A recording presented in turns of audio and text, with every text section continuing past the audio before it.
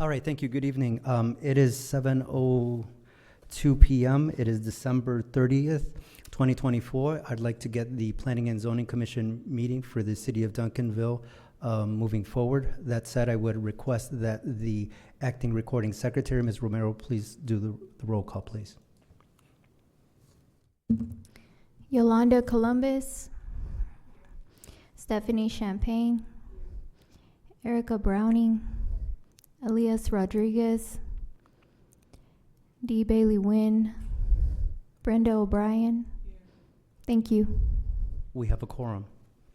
At this point, I would ask and request an appointment of a chair and vice chair. I am seeking a first and a second on the appointment of a chair, and once we have that appointment, then we will move on to a vice chair.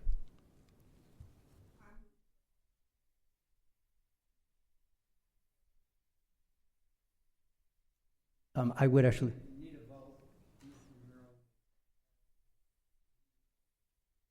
I just would ask for some guidance, Mr. Hager. Can Ms. Columbus appoint herself, or do we need?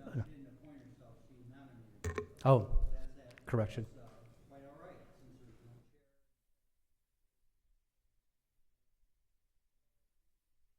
Okay, well, we'll proceed then. So we have a first and a second appointing Ms. Columbus as the chair, and I will go through the vote. Ms. Columbus? Ms. Champagne? Ms. Browning? Ms. Wynn? Ms. O'Brien? Okay, so we have an appointment of a chair. Now seeking a motion and a second for the appointment of a vice chair.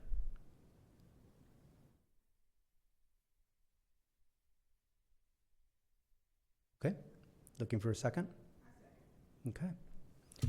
All right, we have first and a second on the appointment of Ms. Browning as the vice chair. I will go for the vote. Ms. Browning? Ms. Columbus? Ms. Champagne? Ms. Wynn? Ms. O'Brien? All right, we have an appointment of a vice chair. Now moving on to the other matter on the agenda. And actually at this point in time, since we have an appointment of a chair, I would actually hand over the microphone over to Ms. Columbus to take over the meeting.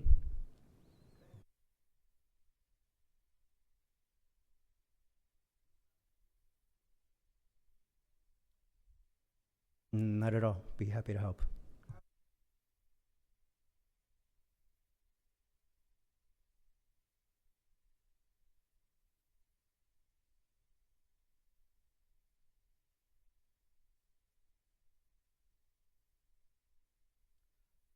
No, to.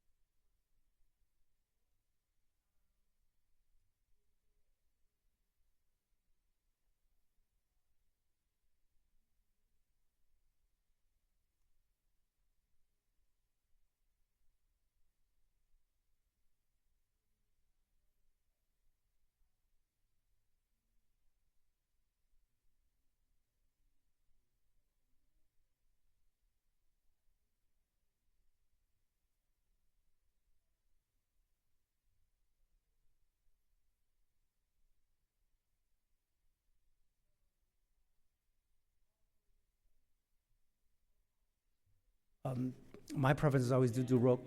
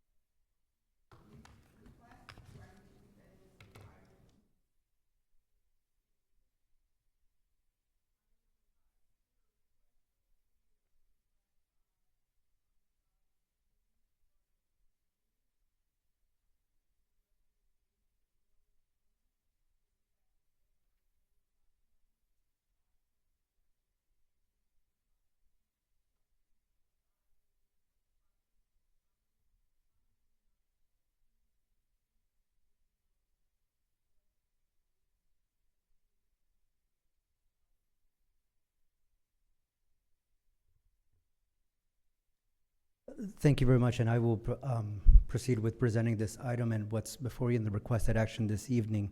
So what we have is we have a request for the approval of the plats for 2023 and 301 West Camp Wisdom Road. This is a replat. In essence, it's a consolidation of two lots and then re-subdividing, if you will, into back into two lots, but carved out in a different manner. Lot one in the original plat is 5.4 acres approximately, and lot 2 is 0.345 acres.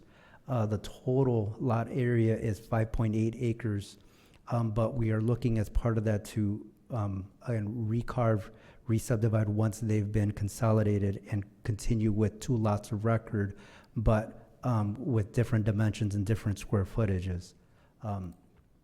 So here what you have before you is just an aerial map that depicts, which property is 2023 and 301.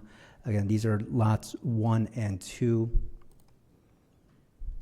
And this is ultimately what is being approved, meaning that once you have a consolidation and then you have a re-subdivision, this is ultimately what it would look like. So if you look at the lower right-hand corner, if you will, this is lot 2, and I would use my mouse to kind of show you. This is the new lot 2, and this area back here is the new lot 1. If you'd like, I can go back to the previous illustration to kind of show you the before and after. But again, you're looking at a consolidation, but a recarving of the properties to have still continue with two lots. Again, this new proposal with this new plat, you have this area here defined as lot 1, and this is lot 2. Both adhere to the city's subdivision requirements. These would be conforming lots that adhere to the general office retail district standards, meaning that the requirement is a 10,000 square foot minimum lot area, 70 feet minimum lot width, and a minimum depth of 100 feet. As you will see here in the breakdown, the proposed dimensions for lot 1 is the lot area is 254,000 square feet. So as you can see, it's beyond, definitely well beyond the 10,000 square foot requirements. The lot width is 542 feet approximately. Again, the requirement is 70.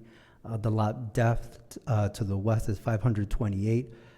Again, we're looking at the requirement. It's definitely well beyond the minimum requirement, and the same is applicable for lot 2. What we have before you is just the parameters of which include a subdivision or a replat. The Planning and Zoning Commission is expected to take action within 30 days and approve the requested action, either by a conditional approval or ultimately denial. In this instance, because the plat meets the subdivision requirements, and by staff I mean the engineering and public works team has had an opportunity to review the proposed replat, and they support the request. So that said, staff's recommendation is for approval of the replat for this matter. Any questions? I do have a question. I was just curious what the purpose of this request is. Why do they want to do that?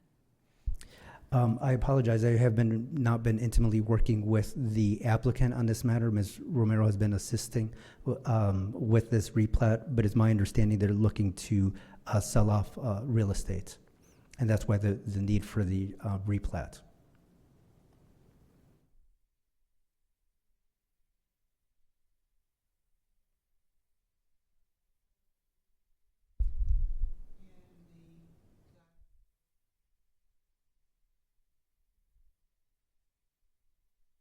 Well, this is just to legalize the uses and make sure that each party has access and the parameters of the property are clearly defined. So in this instance, you have here 2023 and 301, each its own separate lot, and we're looking at one ownership potentially owning this part, and then the separate party possibly owning of the proposed lot 2. 301, bear with me here, is Lot 2 in the original subdivision.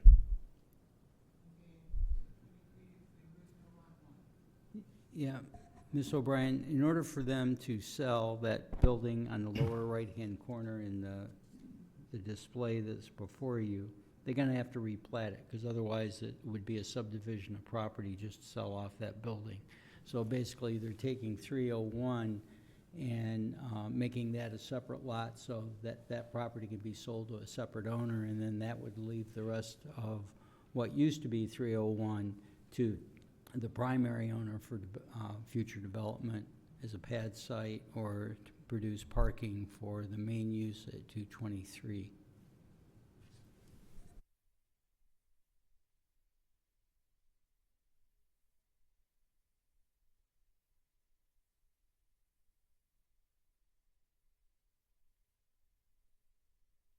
So at this time, if there are no more questions, and it's my understanding that the applicant is not here this evening to add any more information to this request, staff is seeking a motion to either approve or deny the plat.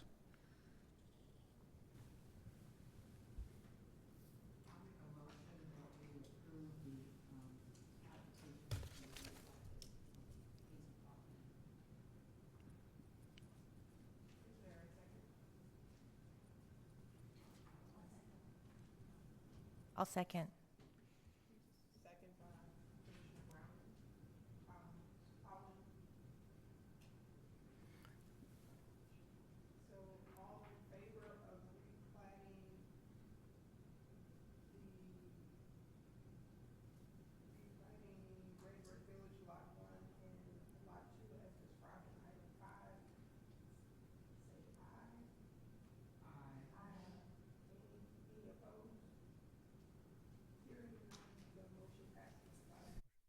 Thank you very much.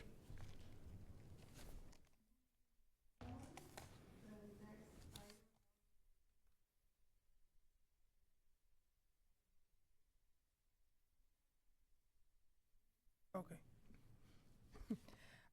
We're, item number 6, conduct a public hearing for consideration and action regarding the request of Monty Anderson, applicant, for an amendment of a planned development on Wheatland Plaza Shopping Center, Block 1, Lot A and A, B, and D.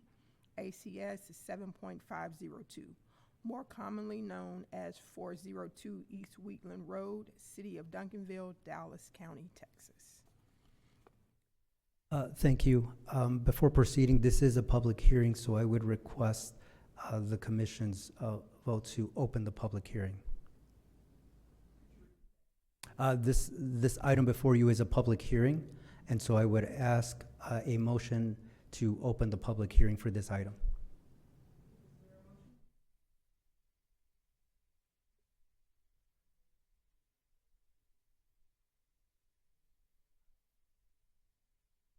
Thank you. Second.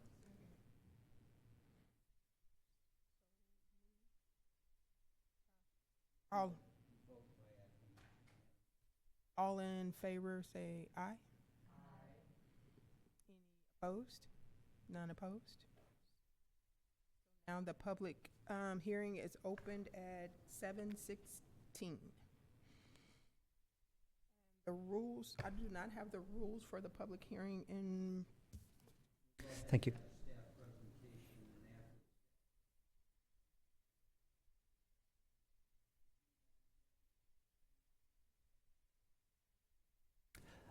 Yes, this evening I would ask, or for that matter request, there be a slight change of order as opposed to the previous one where staff initiated the presentation.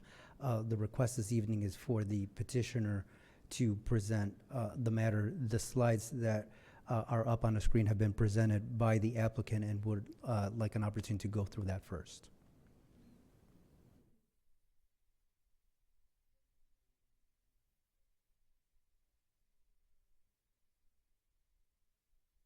Okay, thank you. I will call up the applicant. Good evening, Commissioners. My name is Monty Anderson. I live at 1210 Greenleaf here in Duncanville. And so I thought what I would do was go back to the beginning a little bit, kind of help, because I remember the last meeting was a little bit confusing even to me. And so I thought we'd just go back through it a minute. So bear with me if you will, because what I'm going to do is it says October 24th, 2022 up there, which is where we started and what was approved a long time ago. And then tonight is December 30th, 2024. So I'm just going to kind of go through it real quickly. I don't want to bore you with a bunch of stuff, but I just kind of wanted to like show where we came from here. So this is Wheatland Plaza, as you see. It's the whole, it's the whole property, and that road that goes through the middle connects the neighborhood is part of the property. It is not a city street, although one day I hope to make it one, a city public access easement. When we first started, this was the site plan that was given to.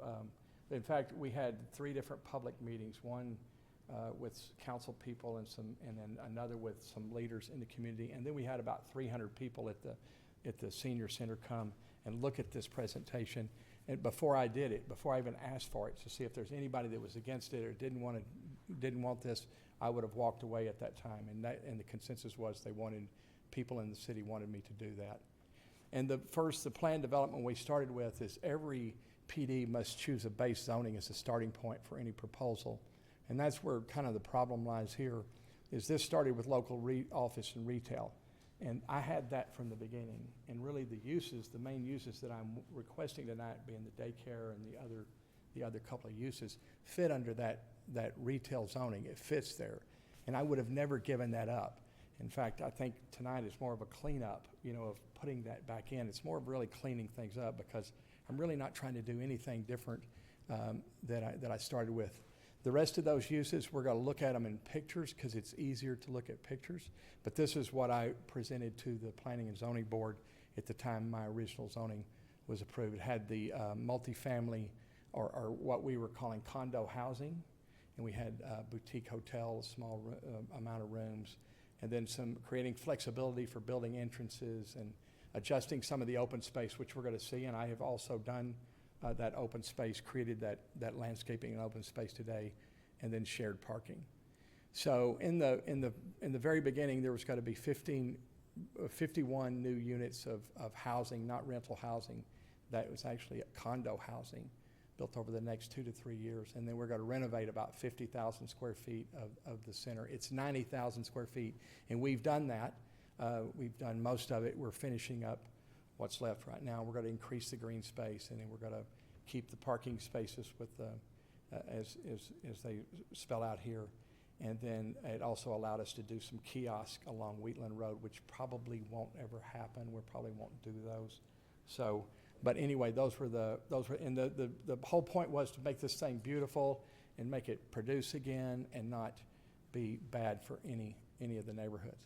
So this just gives you a site plan of what's around, what's here, and why I like the property, because it's surrounded by neighborhoods and city halls and school.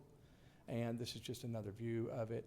And these are some of the sketches that these will come to life more over time. Those were promised, and those will happen. And this is just some of the work as it's gone on so far. When we started out, we were 28% occupied. And today we're 95% leased. We're not all done, but we're 95% leased in a time which has been very, very, very slow. So the major improvements, the major reasons, I've already gone through those. I'm not going to go through them again, but really to create this walkable community. And this is what I relate this to. Imagine this shopping center is Main Street, with some housing in the middle. And remember, in the old days of Main Street, about 20% of Main Street, like an old city, would have been about retail. And the rest would have been like government centers and attorney's office, accounting offices, pets, different kinds of uses on Main Street. And that's what this is going to be again, because retail is no longer, viable for all retail. So it's a mix of different kinds of uses, and that's what we've got there today. And this is just another photo of it. And this was the original plan. See, this shows where the housing was going to go. And there's been some confusion that some of it was going to go in the back, and nothing's gone in the back. The only thing we've done back here in this corner is really create a beautiful park back there with trees and landscaping. And then we've also done the landscaping, as you may have seen, across the front.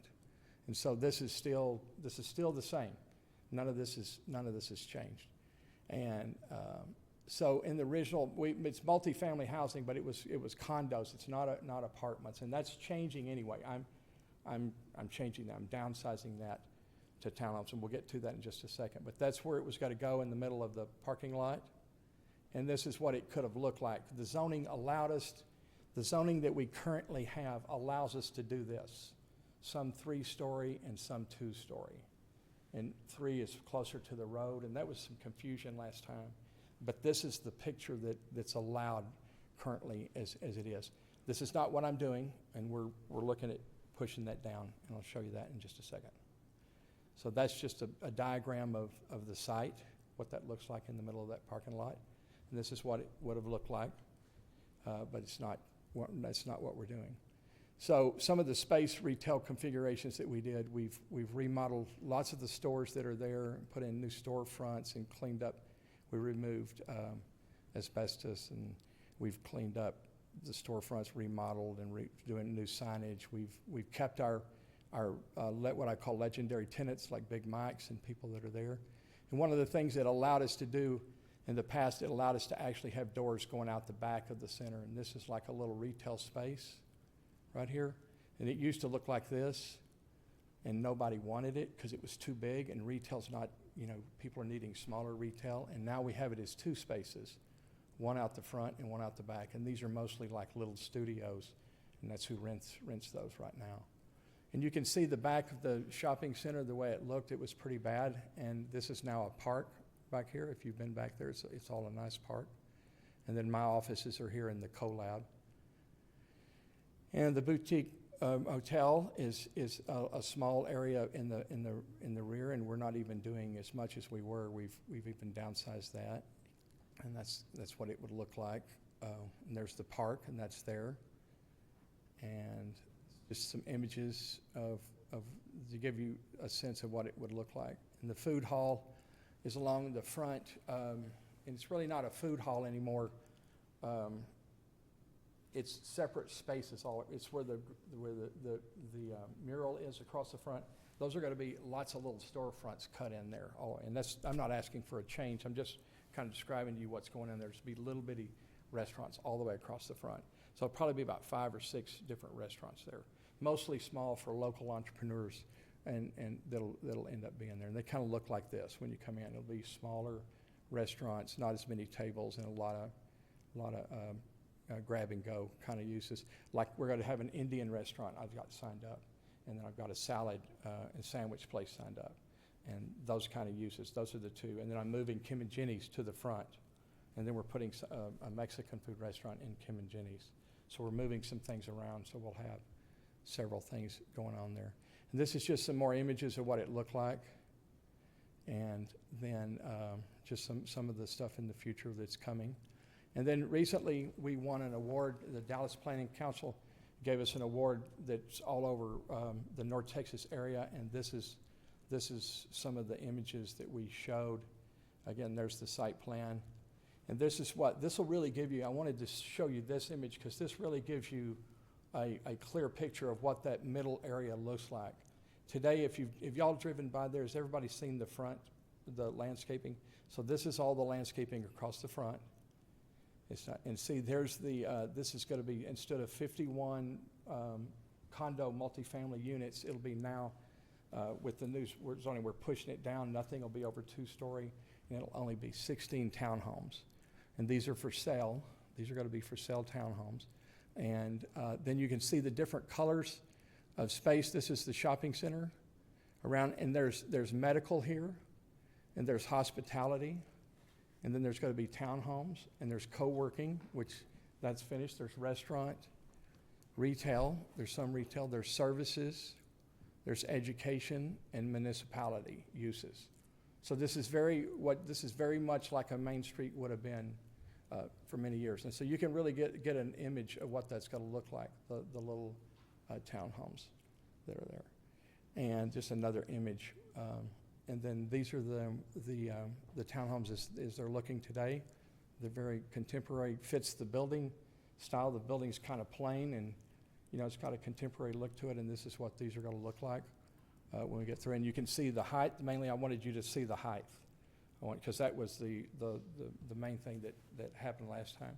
So that gives you a good look at that. And just look at a unit, what it'll look like inside. And these are high-end units. They're like $300 a square foot, so they're not cheap. They're probably more expensive than anything per square foot in Duncanville. So they're not cheap apartments. That was my point in saying that. That's all I wanted. The reason I said that. This is the co-working space today. If you've ever been over there, and my office is behind this wall right here, and then the co-working is here, and we're filling it up pretty fast. And that's what it looks like in the main room. Just some of the images. And this is the collective tattoo and art studio, which was an approved use in the PD, and it's done. And as you can see, it's very high tech and very clean and very contemporary. And you know, we wanted something that was better. We spent a lot more money on finish out because we wanted to raise the bar at Wheatland Plaza. We didn't just want to have cheap spaces with drop ceilings. You know, we wanted to raise the bar, and that's the reason we did that. And that's what it looks like there as you look at it. There's one of the events we had. I think that's a city event. And then there's the award recipient, the Greater Dallas Planning Council that gave us this award together with our company and the City and Economic Development Corporation of Duncanville. They gave it to us for our planning efforts and being progressive in what we're doing and creating a beautiful thing out of a shopping center that was left, you know, to be abandoned. It's on the tax rolls for $3 million when we started. It's already moved up to nearly $5 million, and its value is probably worth 17 or 20 million as we speak right now. So it's moving up very fast, and that's really everything. That award, we beat out like a whole lot of big type developments all over the region. I was surprised because there was some, you know, huge stuff that happened. So anyway, that's everything I have here. I wanted to just give you a little bit of background because you know, mainly just to see the shapes and that we're really staying true to what we first intended to do. And we want to put a daycare in. We want to put the Department of Motor Vehicles in, their license plate renewal for the state of Texas, only 2 in the whole region. And we want to put in, and that's already an allowed use, but we wanted to clear it up tonight and make sure it's clean and looks good. It's clear that you exactly know what's going in there. The daycare will have real outdoor space. I mean, beautiful outdoor space, real grass, you know, real, you know, all the rooms are straight into the outdoors space. I mean, it's first class. That's all I'm saying. It's like our kids deserve better than some of the things that are around. And that's what we're trying to do at Wheatland Plaza, is we're trying to make that a beautiful place. And that's everything I have. And I'm here, of course, to answer any questions. You want to do that now, or what's your preference, Madam Chairman? I would leave that up to the preference of the commission and how they want to proceed with this public hearing. Move on. Sorry, I forgot my microphone. I'm moving on to questions. Commissioners, are there any questions for the applicant at this time? Yes, I have a question. Last time that you were here, there was an issue with what was approved by City Council, and then what you were requesting. Although you said it was approved, there was some type of error on the side of City Council that they did not have it in writing. You know, I'm not gonna, you know, I would have never given up that retail base zoning. Okay, and I thought that was approved. I thought that was. Mm-hmm. And it's in that presentation that I showed you in the Mm-hmm. beginning. But it didn't get into the final document. Mm-hmm. It just didn't get there. However that happened, I don't know. It just didn't get there. Okay, so what I need to know is how that can be resolved. That's what we're doing tonight, is trying to Okay, resolve as far that. as, We're cleaning what I mean, for me, it's a zoning issue, and where you have the issue where it should have been approved, and on the books is another issue. So I'm trying to understand the difference. I think I can clear this up. A lot of times when PDs are approved, Sometimes they add uses, sometimes they remove uses from what the current zoning is. This was a commercial zone piece of property. When this ordinance was approved, there were specific uses that were approved as part of the plan development. They didn't specifically include the daycare center, and they didn't specifically include a government or institutional use such as the DMV. In that regard, my recommendation to the staff was to bring forward a zoning application to make sure that it was clear that those uses were permitted. So what you have before you tonight is to amend the PD to include a daycare, a government center, or an institutional use, and what's the third one? Education. And after-school education or after-school program as permitted uses. And so that's what Mr. Anderson's request is. It's within your province to grant that request if you think that it's appropriate. And then that way we won't leave it up to interpretation or conjecture whether it was to be included or not included. We want to at least include it now if that's the will of the P&Z and then ultimately the City Council. Answer your question. Yes, that answered, thank you. That explanation was a little different than what we were told originally. Originally, we were told that the city council, or that the approval did not include a base zoning. And so that. It did not, and it doesn't have to include a base zoning. So that's not requirement for the okay.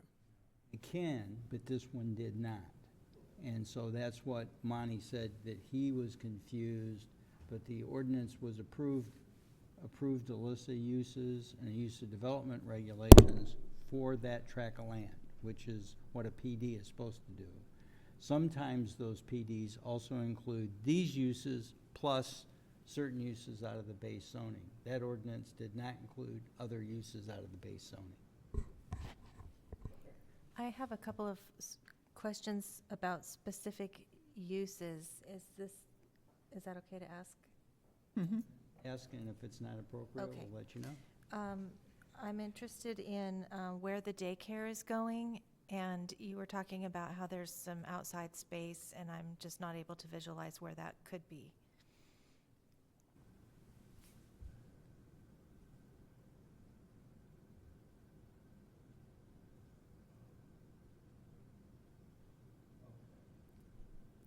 You're with me on this.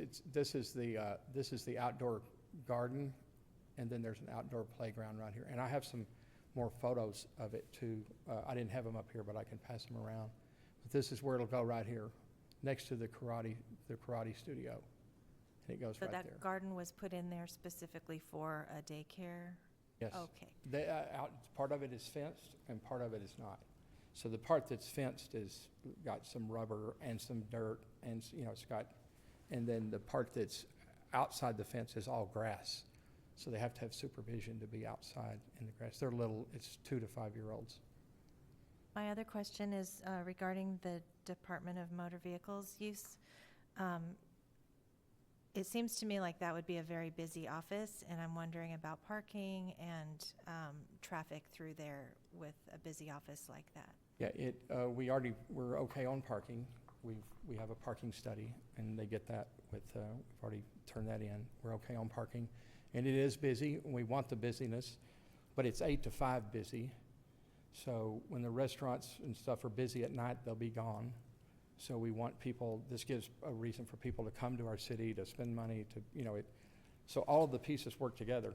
Some are there during the day, some are there at night, some are there early, and so all of that has already been looked at as far as the parking goes. And so, and plus we again, downsizing the residential, we're even more, we have more parking available than we did when we first got the zoning done. And it's an office use, it's office use really. So it can really fit under office use.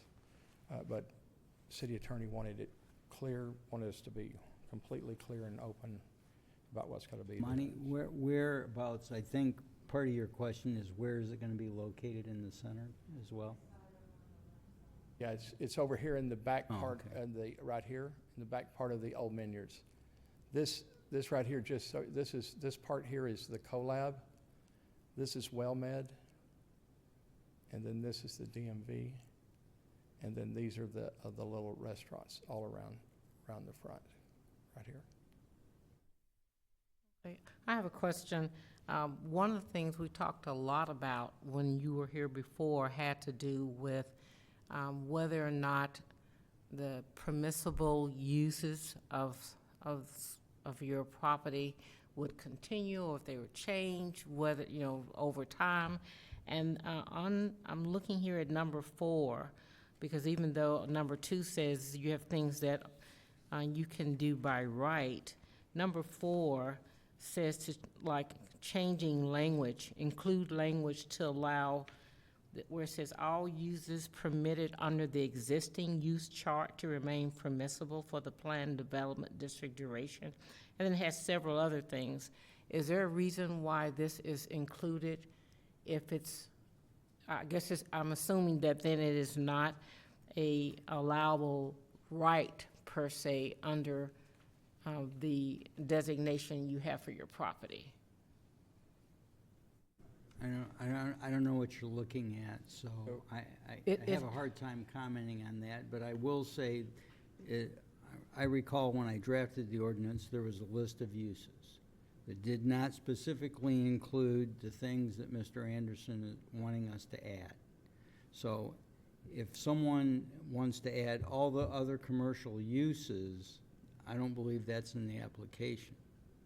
In other words, you can use it for anything that's under the commercial zoning district, because my recollection is these are the things that we wanted to see in that center, and so we produced that list that's in the ordinance today.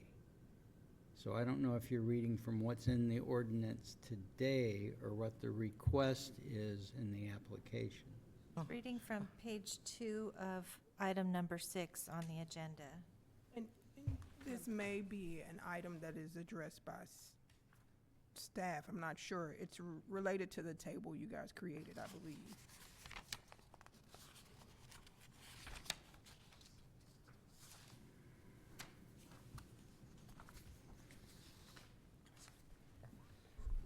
So, as part of this petition, Mr. Anderson has requested to amend the list of permitted uses to allow and include all the permitted uses that were originally permitted under the base zoning of the LOR district before the adoption of this PD to be included as well in the PD ordinance. And if there's ever any change to the list of permitted uses in the original base or the LOR zoning, that any changes would also be carried over to the plan development, and the other way around, if there's any changes that in the original LOR base district of any uses that get removed, that those businesses that are already permitted, that they be grandfathered in. So with just what he's asking for, and I'll ask him to clarify this if any of this is incorrect, what in essence he's asking for is for the base zoning that might have not been included in the original creation of the PD to be included, to give him a bit more flexibility in attracting other tenants down the road. While he has most of the spaces committed, my understanding is, aside from the restaurant uses, he has about 90% of the center committed already, but he's looking for somewhere down the road, if there's any tenants that leave, that he has a bit more flexibility in the uses, and that those uses are in the underlying LOR district. Mr. Anderson, am I incorrect with that? Yeah. Yes, ma'am. In the very beginning, it was supposed to be LOR as the base, and then the changes on top, the either takeaways or gives. It wasn't supposed to be gone, because if it was gone, then I couldn't do any of the uses that are there. I couldn't keep the barbershops there. I couldn't keep the dollar store there. I couldn't keep the T-Mobile there. I couldn't keep any of those there. So that LOR allows me to keep those uses there or replace them. So the LOR is just what our retail centers are nearly all over town. And you know, I'm asking for that base to stay, and then these uses to be added. So I'm really not asking for anything different than I started out with the first time I went through planning and zoning. I'm really just asking to take a retail center and do a few things to it. That's really what I'm asking for. I'm not, and to add some landscaping and do some, you know, that's what I'm asking. I'm not. I have a question. Is this the existing use chart that is referred to in item number 4? So what we gave you is just that table comparison, and it's a comparison of all the uses that are permitted in the LOR district versus what's the uses that are allowed in the approved ordinance as a comparison. Here, just as a matter of fact, a few seconds ago, the attorney requested a copy of that because he doesn't have it, so I was actually going to go get that so he can have the same document in front of him that you have in front of you. Excuse me.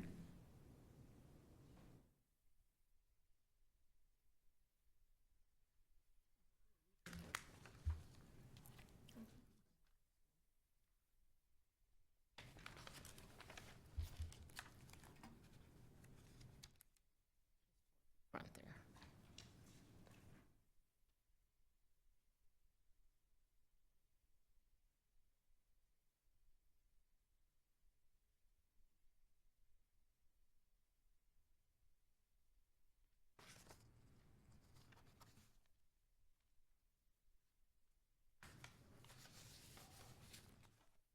While we're doing that, may I ask you a quick question? Okay. As far as mixed-use areas here in Duncanville, about how many are those that we already have? Mixed-use areas. I mean, is it just the one on, is that Main Street? Main Street's got mixed uses. I'm not sure if other places do. I think in the comp plan, I think there's some stuff in the comp plan that is, you know, talks about mixed uses, but I don't think the zoning's been done. Only places I know of mixed uses right now are Main Street and then, you know, around City Hall in those Are areas. you wondering about his mixed-use development specifically, or just across any developers in the city of Duncanville? Not have the information about other developers' mixed use in the city. Well, I suppose we could start with his since he's in front of us. I have, you know, Main Station is mixed use. I mean, some of that have been built are like Main Station and like 111 East Davis and 212 North Main. Those are mixed use buildings that have been built, but Main Street allows for mixed use zoning. Is it? And as far as the one before us, how is this a improvement on your part, or what are you doing different, or what can we expect as far as what you're doing with this piece of property? I mean, I consider this some of my best work to date. And I worked all over from Oak Cliff to DeSoto to Midlothian to Duncanville. This is my home. In fact, this is cutting edge in this country right now with all these vacant retail shopping centers. This is cutting edge stuff. And we're being recognized nationally for this. And Main Station was recognized nationally, and this will be too. I mean, this is cutting edge stuff because retail centers are dying, you know, and something's got to happen with them. And so one of the things that I'm creating is like not only mixed uses, but like small entrepreneurial retail spaces where local people can start with less money. They can start with less. I'm also creating owner-occupant properties here where, as the center goes, you know, I die one day and somebody else owns this. I mean, you know, that's got to happen. I mean, eventually, you know, the ownership of the townhomes has got to kind of like be a guard. I call them my guards. They kind of guard this thing because, you know, they've got things they agree to do together, right? They park together, they do landscaping together, so it kind of makes the thing self-sustaining past me. And, you know, it's actually about building real city back, building real Main Street back into our, you know, I would hope we could do a lot more of this on Camp Wisdom Road. and, you know, other places in town, because we don't have, you know, places to go out to build. You know, we're limited with what we've got, so the only way to really grow is to build on top of some of this stuff, you know, make it more walkable and more dense.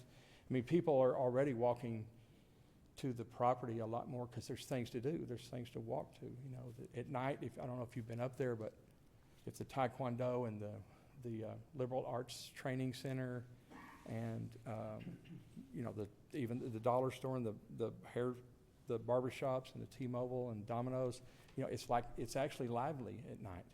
And it wasn't, you know, it was very dead, you know, before. And so that's the whole idea. I mean, it's really tough on me to come here and to do all this because I truly am trying to do a good project. I mean, I am sincerely, truly, and I know that's not the normal thing with developers, but I don't have a reputation for doing stuff bad to cities. I just don't. I do good stuff wherever I go. And I fix stuff that's old and beat up that people don't want. And that's what this is. And creating this, making this a more relevant, you know, tax base and more fun place to be, and, you know, place to have another option of the type of housing we want to live in. We have a lot of baby boomers and single women living, you know, from 60 to 100 years old that need different kinds of living spaces, you know. We're not like we were in 1970, you know, where we all needed these big houses out here because the world's different. You know, things have changed, and we have to change. You know, we're changing with it, you know, in philosophy. That has nothing to do with the zoning, just my philosophy of real estate development, what I think about. Question, last time, I believe there were a number of residents and neighbors here as well. Since that meeting, what has been done, or what has changed, or maybe communication has been had with, or that addressed or took those concerns into consideration? I think some of the people thought I was going to be building stuff in the back of the building, like right here. I think one lady that's I can't remember her name, but she lives back here, and she thought I was building stuff back here. And she saw that I built a beautiful garden back there. Okay, and also created a green fence, you know, which I'm required to do. And I mean, what could she say? Because I'm building something that's beautiful. I'm not, you know, and to build in the front, to put the landscaping in the front, you know, believe it or not, I mean, the cost of that is extreme, you know, for doing that. But it's vital to make these centers look good. You know, it's vital, and so all of that got done during those last few months. All of that's got done. So I think more people are really seeing, and they come in to see CoLab, and you come in to see things, and you see this is good. And you know, we're learning this together. I have to say, you know, one of the things I say about cutting edge in this stuff is that we're learning this together, and hopefully zoning going forward will be better. You know, y'all will be better. You know, but we're learning. You know, this is a little bit complicated, complex when you mix uses and things. But I think it's vital for the city to be able to do it and to be good at it. If I remember correctly, weren't the residents complaining about maybe the noise level at different times? That was for construction. That was what happened, that they had a big concrete truck back there, and they started before 7 a.m. a couple of days, and we put a stop to that as soon as we found out, you know, you can't start construction before 7 a.m. That's all done though. There's no more construction in the back of the buildings anymore. I just have two quick things. You were saying about one of the uses was maybe a hotel boutique, and there's like two major hotels, right? It's say that again. I'm sorry, ma'am. Did you mention something about a possible hotel, another hotel in? Yeah, back here in this area in our zoning right now, we have this is where the daycare is, and so where the daycare's going to go. So we're not going to have as much of those hotel rooms. There was like 12 of them, 12, here they are right here. They're like high-end boutique, really kind of like for wedding type things, you know, like boutique kind of. And the daycare is going here now. This was just a concept plan back in the beginning. The daycare is going here, so they're not going to be there. And these may not ever be there either, but the zoning currently allows me to do that. We don't have any really high-end hotels in the whole area. I think in Duncanville, I wish we had a higher-end hotel in our downtown, you know, around our downtown somewhere, but we really don't have any. I mean, we have some good hotels, I mean, but clean hotels, but I'm talking about something higher for like weddings and, you know, like you'd have might want special days, that kind of thing. It's in the previous zoning. Did you say you had some pictures of the green areas that you?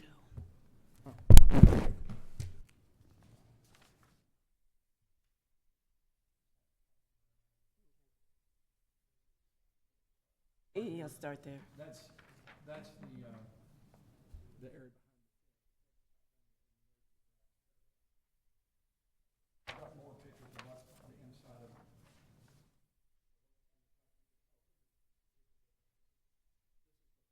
it.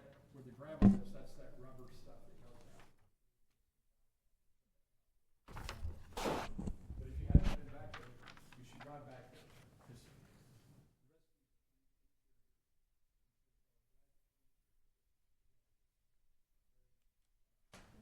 Very high-end stuff.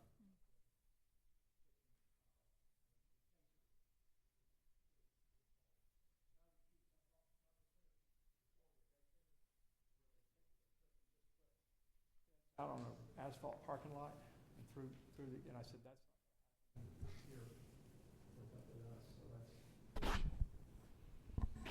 here. I have a question. As far as putting that daycare in a certain area, are there restrictions as far as the proximity of places that are like hotels, so alcohol or tobacco within certain footage of a daycare within this proposed plan? There is a requirement under state law that if you're within 300 feet from portal to portal of a place that serves alcoholic beverages, that it may impact the ability of the licensee to get a license. It's waivable by the city. The zoning itself won't matter. Okay, so if that motel or hotel or whatever had a establishment or a local bar inside of it? It won't. It won't, okay. Yeah, it won't. The restaurants currently, none of the restaurants there serve alcohol. None of them do. And there is no tobacco. In fact, I will not lease to a vape shop or tobacco or to a convenience store. In fact, I think we may have removed some of those. The original PD, we may have taken them out, but you can't put those. If you notice, I get a call from a vape shop, tobacco shop every week. At least one a week. And you hadn't seen me put one of those in. And I'm not going to, so. Okay, I have another question. You said earlier that this whole project is to help facilitate and upgrade the shopping malls that have been, laid to blight in Duncanville and improving the overall quality of the neighborhoods. You also mentioned that the quality of your build is not cheap, quote unquote, and that the condos or townhomes are of high quality. Would a normal person who lives in Duncanville be able to afford to live there? Yes. Okay. Yes, they're small enough. They'll be under 325,000. They'll be under that. So yes, people, they're high quality, but they're affordable. And so yes, that's because I would not be smart to build something that was not marketable in Duncanville. Now, do they push the limit a little bit? Yeah, because we don't have anything high quality that's like this in a townhome. We don't have any really, but yes, for sure. It's hard for me to believe that the $325 average person that lives in Duncanville will be able to get qualified or approved for that type of loan. I didn't say the average person, but there's people here, that's why I'm only building 16.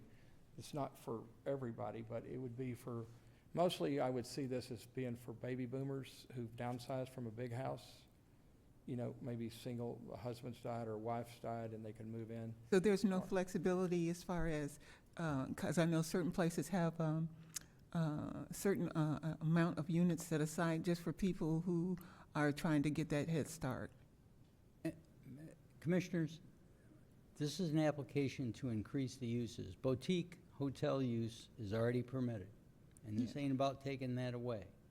So the real question is, do you want to expand the uses to include LOR uses as a right? And I'm going to tell you, I've looked at the chart that was handed to me, and the only thing that he doesn't have that he could have if you got that base zoning was a country club, a private park, a public park, and a cell tower. Well, on this, it said Civic Club.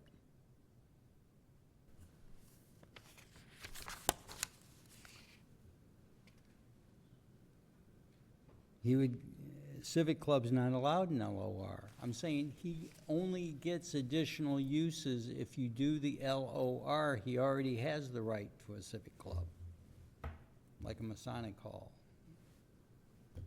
Okay, well, do you have clarification on the one that I asked about the permissible uses? Yes. Okay. There's, the chart you have before you has the permitted by right via PD. That's everything he's entitled to today. The second column is everything that he would get in addition to what is already permitted. And the only things I can find are a local utility distribution lines, a wireless communication tower, a country club, a private park, and a public park. Otherwise, he's got all the LOR.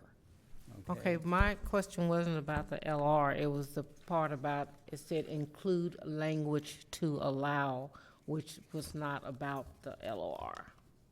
Where it says that anything that that's already there, that he would be grandfathered in, and then anything that, any changes or if any deletions by the planning, that they would also. What's there now that wouldn't be allowed with LOR base or what's permitted? That's a question, not a statement. Okay. I want to just be able to do what you can normally do in a shopping center with these But you, additions. I'm not- Monty, you said that the LOR designation was what was on the property at the time you purchased it. I'd like to make a So comment. there's nothing in the list that you don't have today that you had then, except for a cell tower.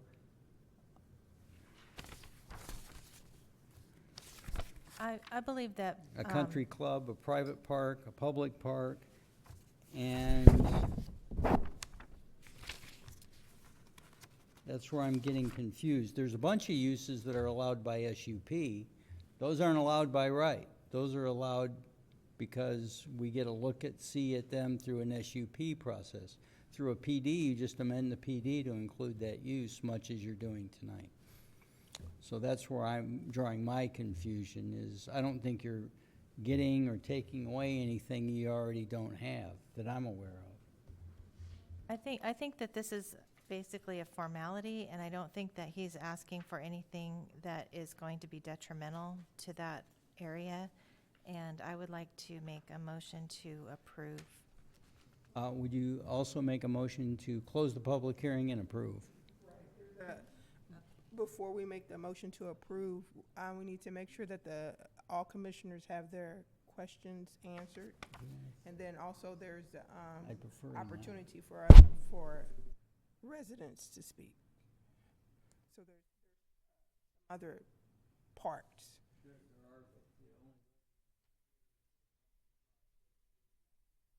Oh, okay. Didn't realize that.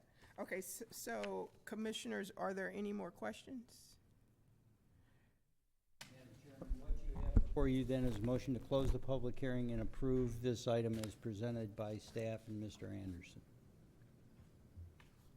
Is that right, Ms. Browning? That's not the motion I heard yet. Is that, I would like to make a motion to close the public hearing and approve the motion as presented. Okay, I got it.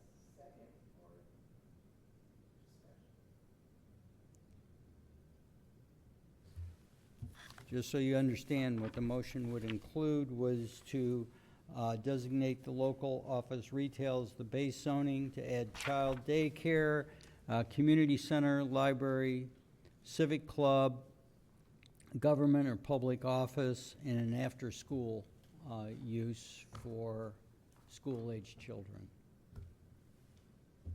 The motion would, just to make sure we're all on the same page. I don't have a page number on mine, but the motion to approve would include, as was stated, designating the LOR as the base zoning district, allowing the following uses: the child daycare, community center, library, civic club, Department of Motor Vehicles, the after-school program. Number 3, require that the non-residential buildings over 1,000 square feet have a flat roof with a 3-foot parapet wall to screen rooftop equipment, and which must be set back at least 5 feet from the roof edge. Number 4, and that to include language to allow all uses permitted under the existing use chart to remain permissible for the PD districts throughout the duration. All future uses added to the base zoning to be permitted.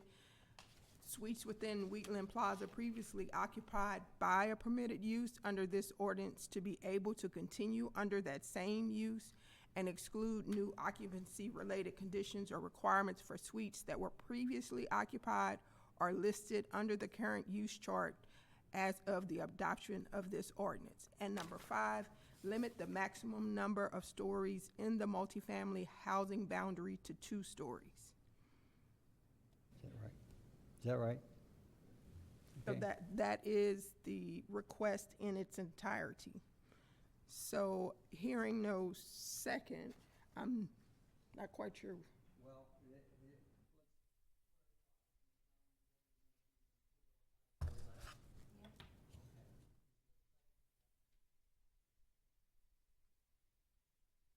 Oh, is there,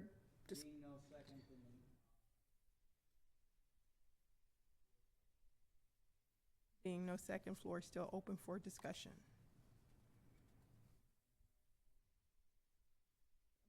A motion,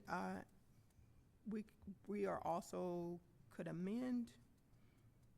Well, I mean, I guess I would like to know what are people's concerns? If, what are there things in here that you would like to see removed or amended? I don't see.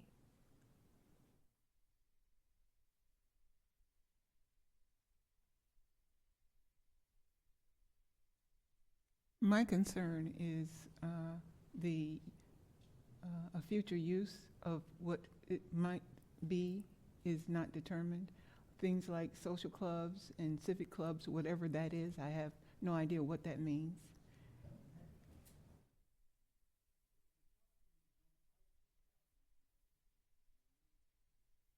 Okay, then that's what I'll do.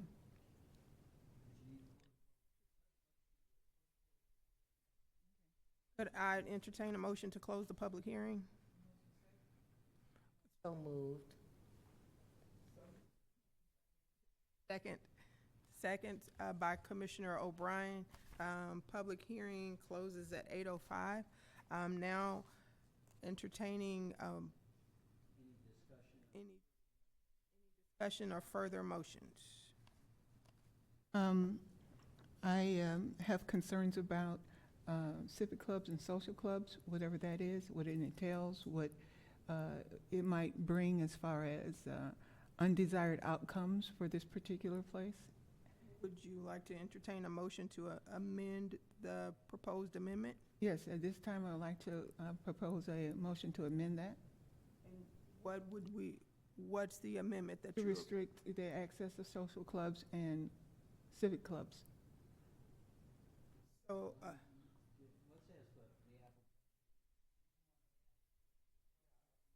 I'm good with that. If you see stuff you don't like that just really bothers you, that, I don't need that stuff anyway. That's just kind of listed in that Oh, list. okay. I'm perfectly Okay. fine with that. Yeah, take them out. I don't, So let me understand this. I'm gonna try to help you out here.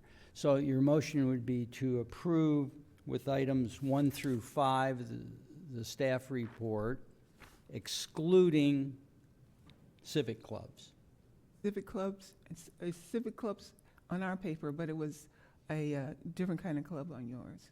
Social club, yes. So you don't want any card playing or anything like that? No. All right, civic and social clubs, but if it's out, then you can't do it.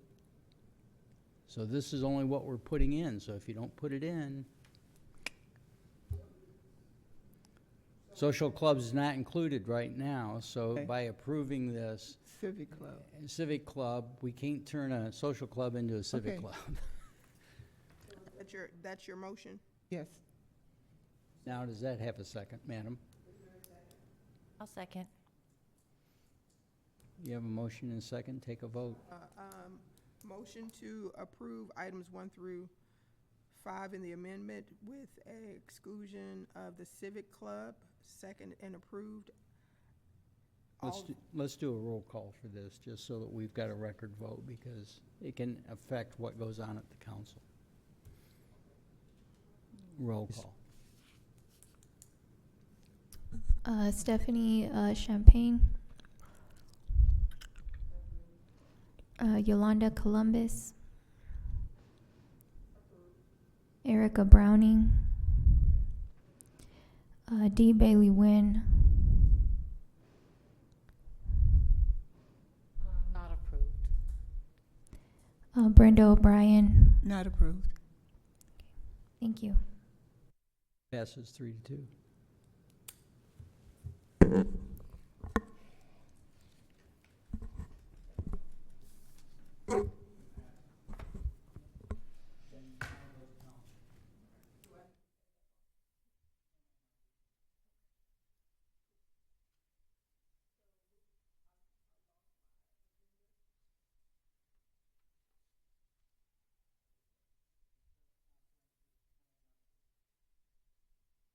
Moving on to item number 7 on the agenda, which is to discuss the comprehensive plan update, which is facilitated by.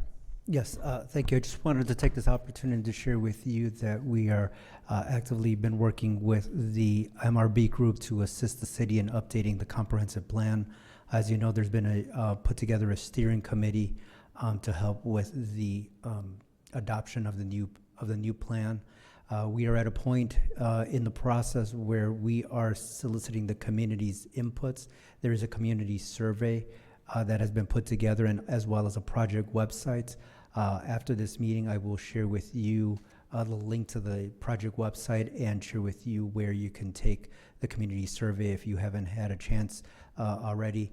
And also, we have had one community meeting where we have asked the community's input on changes where they'd like to see strength, weaknesses, et cetera, throughout the community, and all of that will be shared with the public here in the coming weeks.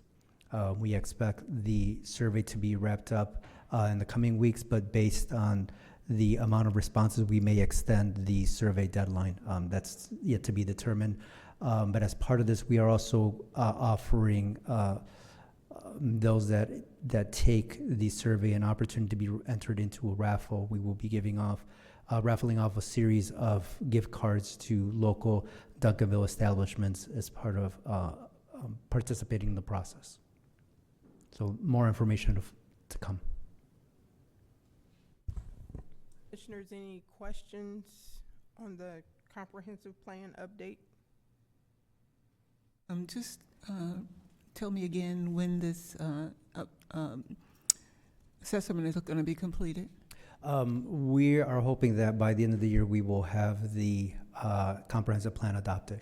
But before its adoption and as part of the process, you will have the MRB group here to make a presentation to the commission about some of the findings, some of the recommendations, some of the areas of implementation, et cetera. Again, all before the formal presentation and last presentation to City Council. And when you say end of the year, you mean tomorrow? Oh, good point. Good point. No, before the end of calendar year 2025. Right now, the target in the project timeline is July. But, you know, if we have some minor setbacks at the latest, it would be approved December of 2025. But the goal is to have it in front of City Council July 2025. Good question. I apologize about that. More questions, commissioners? Seeing- Yeah, I have a question. Is there any way that we could actually get, say, a drafted copy of what y'all are looking at? Yes, as part of the project website, all documents that have presented to the steering committee are available to the public to view. Again, after this meeting, if not sometime tomorrow, I will share with you the link to the project website where you can click on that and see all the documents that have been created thus far and presented and discussed with the public as well as the steering committee. Thank you. You're welcome. More questions, commissioners? Hearing on to item number 8. Yes, please. Item number 8 is to discuss the meeting frequency. I believe the proposal is for 2 a month. Yes, this is just something that we wanted to share with you. There's still more work that needs to be done and more research, but we have recently received a number of applications, either for SUPs, specific use permit applications, plan development applications, replat applications, and it's our understanding that the commission only meets once a month. And in order to keep up with these applications and process them in a timely manner, we find that it's necessary to go to 2 meetings a month. At this point, we have not identified, if we move forward in that direction, when those meetings would take place. But given the amount of applications that we received, and again, to keep these moving forward, it's just not conducive to have the Planning and Zoning Commission continue to meet once a month. When were these received? I'm sorry? How recently were these, this large number received? These have actually been, we've been reviewing them over the course of the last few months, and we've been trying to do our best to keep them moving forward. But we have one plan development application that we received. We've been working on the application this evening with the planned amendment. There's a couple of replat applications that Ms. Romero's processing. So all in all, if I had to say, we've been we've received these applications over the course of the last 90 days, and we're just looking forward and saying, okay, how are we going to proceed with these? We're not at a point that we're ready to discuss and publicly represent them because we're working through the staff comments, but we do anticipate that here soon they will be ready for public discussion. And we're just, like I said, we're just looking forward on how we're going to be managing these once we're in a position to bring them forward for discussion. Question: if it is approved that we meet twice a month and the number of application decreases again, then what happens? We have another meeting to decrease it to once a month? No, and it's been my experience that what we do is we have it set on the calendar for twice a month, and if there's no need for the commission to meet either in the first meeting of the month or the second meeting of the month, that meeting is canceled. And we just sent out cancellation notice and post the cancellation notice on our website and the place of where the meeting is traditionally held. That's been my past experience in past dealings with Planning and Zoning Commission. But at least you have a situation where you have 2 set days, 2 opportunities per month to conduct zoning business, zoning matters. Commissioners, any more questions? Nope. Seeing or hearing no more questions for item number 8. Thought there was an item to adjourn, but I don't see that. You know, if you have done everything that's on your agenda, you cannot do anything legally that's not on your agenda. So in effect, your meeting's over. It's implied. Yes. So I guess I have a question. Are we supposed to give an opinion about twice a month, or are we just hearing you out? Or? Yeah, at this point, we're just sharing this information based on what we know of what we're reviewing and processing. We, at this point, don't know when they're going to be coming forward, but it's one of those that when they come forward, they will be coming for, quite a bit at a time. And so we just want to be able to plan accordingly, spread them out, and do the necessary research that needs to be done. So for example, one of the things that we need to research is if we proceed forward with meeting twice a month, that there is no room conflict, that if we decide to say, for example, meet on the second and fourth Thursday of every month, that this room is available for, you know, the second and fourth Thursday of every month. And on top of that, we need to make sure that there is no conflicts with recording the meeting. So again, those are all details that we have to work through, that we will do some further research and then report back on our findings, and then get more input. Will you be recording, how do you say, recruiting other applicants as far as if somebody is just not able to do in order to have a quorum, to have backup for availability? Alternates, like other commissions have? You know, that's something that will research. Is my understanding that this commission, this board has been pretty good about meeting. We have not had quorum issues, but if necessary, that's something that, yes, we will also look into. Thank you. So is this something that we'll eventually vote on, or you're This deciding? will be something that, yes, will be brought for formal discussion. This is just an opportunity to share with you some of what we've seen, some of our concerns. Again, want to be business friendly, want to be proactive. And if we have a situation where we have an applicant that missed the deadline by a day or two, do we tell them, wait next month, wait 30 days for an outcome, when they have money at stake and they're looking to invest a substantial amount of dollars in the community. So we want to make sure that we're moving things along, that we're being proactive, being as friendly as we can.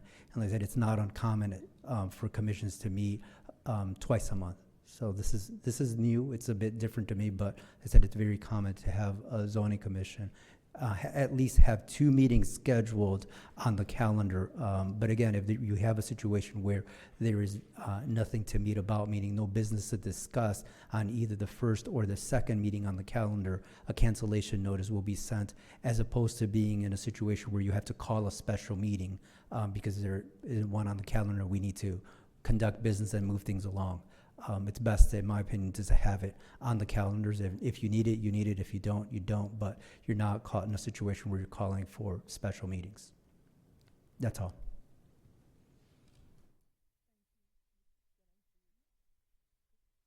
Hearing no more question, I'll entertain a motion to adjourn. All in favor, aye. Aye. Any opposed?